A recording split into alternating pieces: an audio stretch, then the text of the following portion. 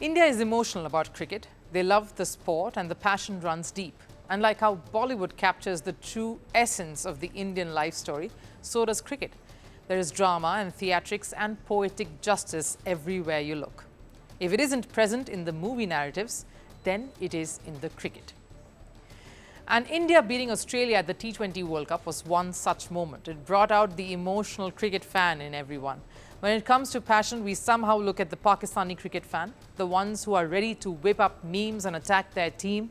With India, it is today about the drum beating and celebrations of an emotional moment.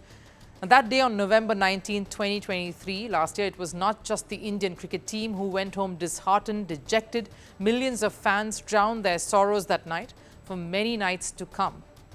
After their team, the Indian cricket team lost to Australia in the ODI World Cup final after remaining unbeaten through the rest of the tournament. So this match that could potentially throw Australia 1 foot out of the door of the World Cup was not just a face-off, it was a revenge game. The age-old Bollywood script where the villain comes face to face with a beaten-down hero once more. And at stake, of course, is redemption.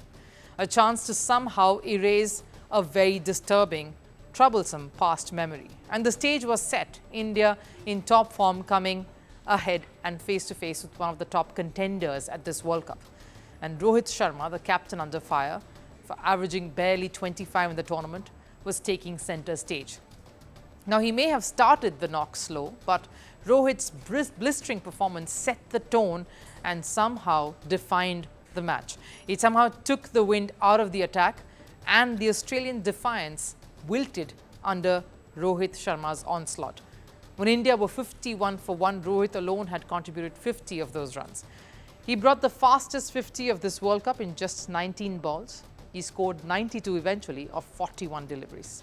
50s and 100s don't matter to me. I have been talking about this for a long time now. It's about going there and putting that to work. Need to put the bowlers under pressure, and you need big scores for that. I try to access all sides of the field, not just one side. Despite a 50 by the man who nailed the coffin on November 19th in that World Cup final, Travis Head, Australia, in their response, were always behind. India were always ahead in the match. No reverse hits or swashbuckling strikes by any of the Aussie batters really dented India's attack. And after the win, of course, social media erupted. It almost felt like India had exacted the revenge of more than 1 billion people. That's how you would feel once you look at some of these.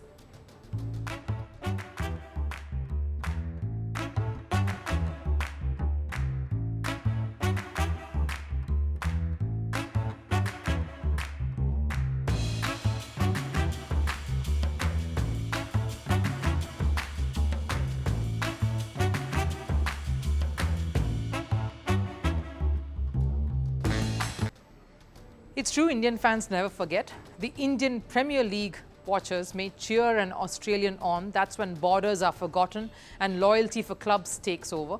But when it comes to a World Cup, the Indian cricket fan remembers. They remember every win and every loss with just as an animosity and wait for the revenge.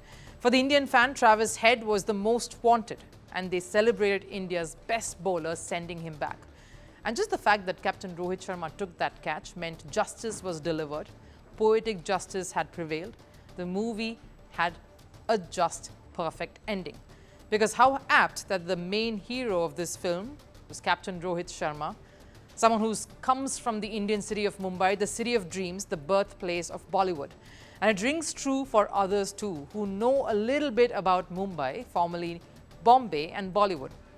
Rashid Khan, the Afghanistan captain, posted a picture just a while back on his social media platform of him and Rohit Sharma, indicating both teams being in the semi-final of the World Cup, and the caption was a famous Bollywood number, which has the city Bombay in it.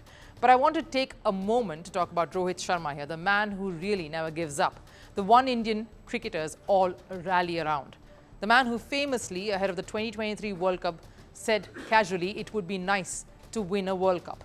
Now, thanks to this knock, India managed to send Australia packing and have set up a clash against England for a spot in the final.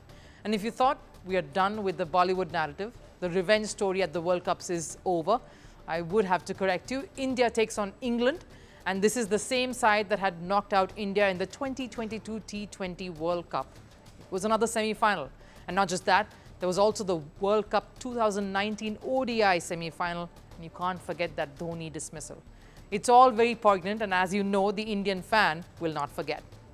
So the Bollywood revenge saga isn't done, not over yet for the Indian fan, and England is next up.